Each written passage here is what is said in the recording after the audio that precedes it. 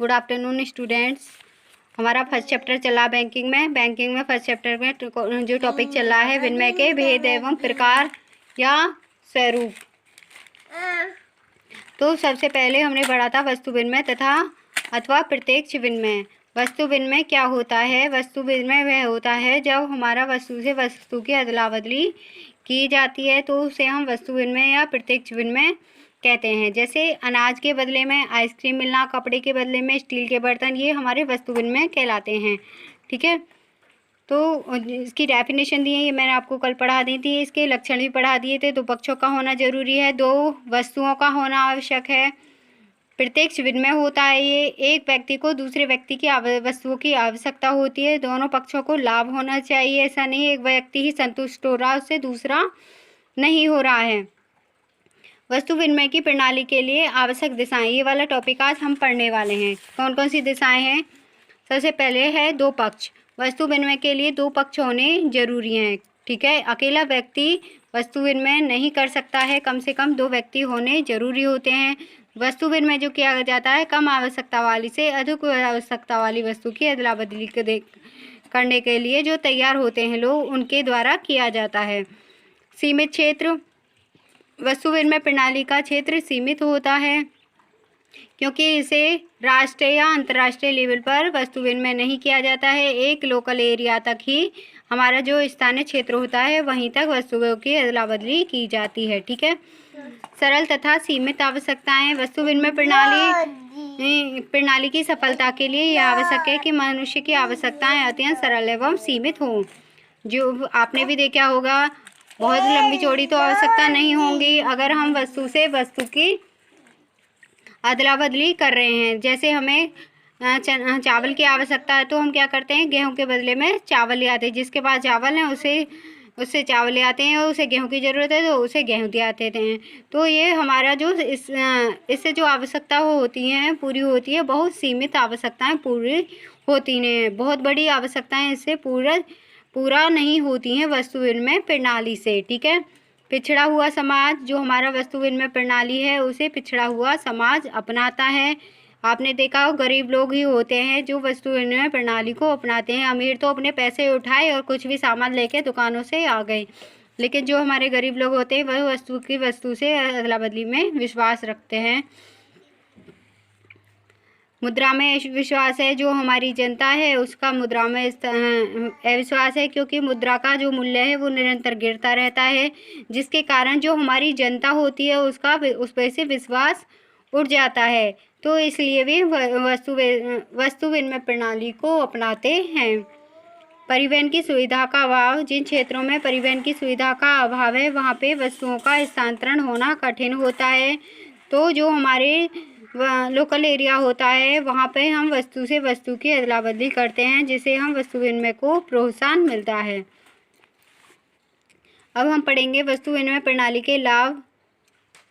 लाभ में आपके दोनों पक्षों को उपयोगिता का लाभ, दोनों पक्षों की मतलब की संतुष्टि हो जाती है। इससे कोई भी अगर किसी व्यक्ति की संतुष्टि नहीं हो रही है, उसके लिए वो कम आवश्यकता वाली वस्तु है जिसकी अदला बदली की जा रही है। एक व्यक्ति के लिए तो ज़्यादा आवश्यकता वाली की वस्तु मिल जाए, लेकिन दूसरे व्यक्ति के लिए कम आवश्यकता वाली वस्तु मिल जाए, तो वो क्या है आपका, वो आपका वस्तु विनिमय नहीं है। ठीक है, तो दोनों पक्षों को उपयोगिता का लाभ होना जरूरी होता है। दोनों पक्षों को लाभ जरूर प्राप्त होना चाहिए, तभी वो आपका वस्तु विनिमय होगा।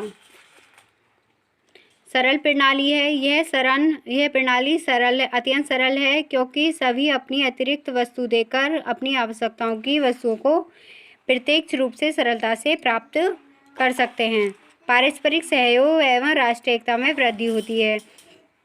वस्तु विनिमय प्रणाली जो की जाती है प्रत्यक्ष रूप से की जाती है। इसकी जो वस्तुओं की अदला बदली की जाती है प्रत्यक्ष रूप से की जाती है, जिससे लोगों के पारस्परिक सहयोग की भावना जागृत होती है। अगर तुम किसी वस्तु से वस्तु को चेंज करने जाओगे तो दूसरे व्यक्ति से मिलोगे या नहीं मिलोगे, तो उससे दो बात करोगे तो उससे क्या होगा, प्रेम, एक दूसरे के प्रति सहयोग की भावना भी जागृत होगी और पारस्परिक सहयोग भी बढ़ेगा। ठीक है, राष्ट्रीय एकता को प्रोत्साहन मिलता है। कार्य कुशलता एवं राष्ट्रीय आय में वृद्धि होती है। देखो, इस प्रणाली के अंतर्गत प्रत्येक व्यक्ति अपनी योग्यता के अनुसार कार्य करता है, जिससे उसकी कार्य कुशलता में वृद्धि होती है। ऐसा नहीं है वस्तु विनिमय पढ़े लिखे व्यक्ति कर सकते हैं। मैंने बताया था गरीब लोगों के लिए प्रणाली ज़्यादा उपयुक्त है, गरीब लोग ही ज़्यादा वस्तु विनिमय करते हैं। तो इसे कोई कम पढ़ा लिखा व्यक्ति भी कर सकता है और उसकी कार्य कुशलता में वृद्धि होती है, उत्पादन में वृद्धि होती है और राष्ट्रीय आय में भी वृद्धि होती है। आय तथा संपत्ति का समान वितरण। वस्तुओं को दीर्घकाल तक संचय करने की जरूरत नहीं होती है, क्योंकि हम वस्तु से वस्तुएं प्राप्त हो जाती हैं, वस्तु के बदले में वस्तु प्राप्त हो जाती है, तो ज़्यादा दिन तक केंद्रीकरण करने की आवश्यकता नहीं होती है। आर्थिक विषमताओं में कमी के कारण पूंजीवाद के दोष भी नहीं पनप पाते हैं, पूंजीवाद के दोष भी इससे नहीं पनप पाते हैं।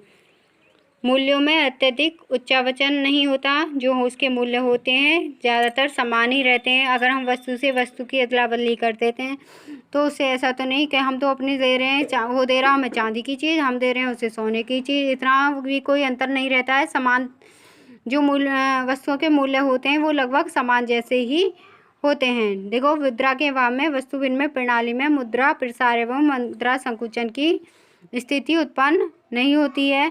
फलतः मूल्यों में आर्थिक स्थिरता पाई जाती है। जो मूल्य होते हैं वो समान से ही रहते हैं। वस्तु की किस्म में सुधार। इस व्यवस्था में व्यक्ति अपनी वस्तुओं के बदले अन्य वस्तुएं प्राप्त करता है, अतः वह निरंतर अपनी वस्तुओं की किस्म में सुधार करने का प्रयत्न करता है। ठीक है, जब भी आप किसी को अपनी वस्तु दोगे तो आप बेकार वस्तु थोड़ा ना दोगे। अगर आप किसी को दाल देते हो तो या चने देते हो तो वो आपको भुने हुए थोड़ा ना दोगे, अच्छे ही लेगा दूसरा भी, और तुम दोगे भी अपने मन से अच्छे ही। ठीक है, तो वस्तु की किस्म में सुधार होता है। धन का केंद्रीकरण नहीं हो पाना, इसके लिए धन का केंद्रीकरण होने की आवश्यकता नहीं होती है। वस्तुएं अपेक्षाकृत शीघ्र नाशवान होती हैं तथा उनको दीर्घकाल के लिए जमा नहीं रख सकते हैं। वस्तुओं का उत्पादन छोटे पैमाने पर होने के कारण किसी एक वस्तु के पास अधिक धन एकत्रित नहीं हो पाता है।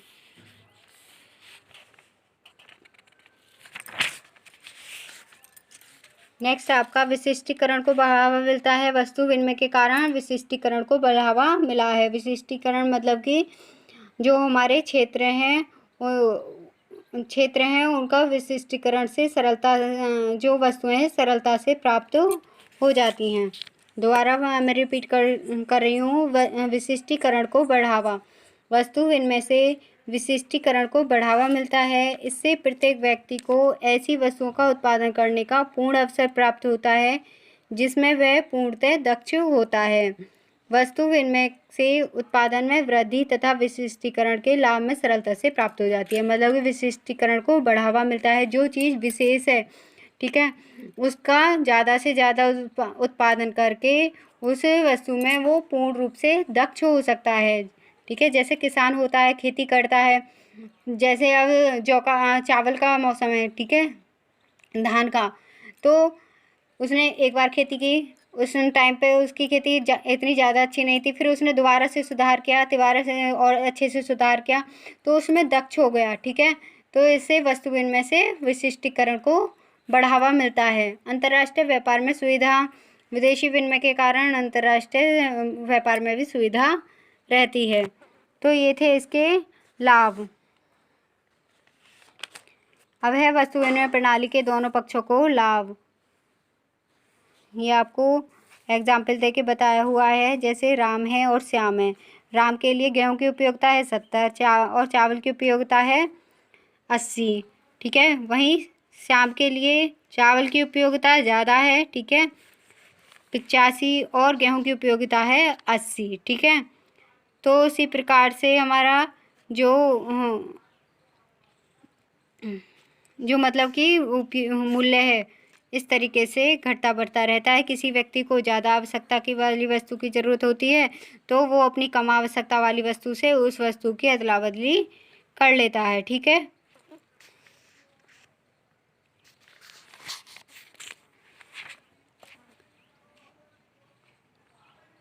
वस्तु विनिमय प्रणाली की कठिनाइयाँ, दोष तथा इसकी असुविधाएं आपको कल पढ़ाऊंगी। आज की वीडियो में बस इतना ही रहने दो, वीडियो काफ़ी लंबी हो जाती है फिर।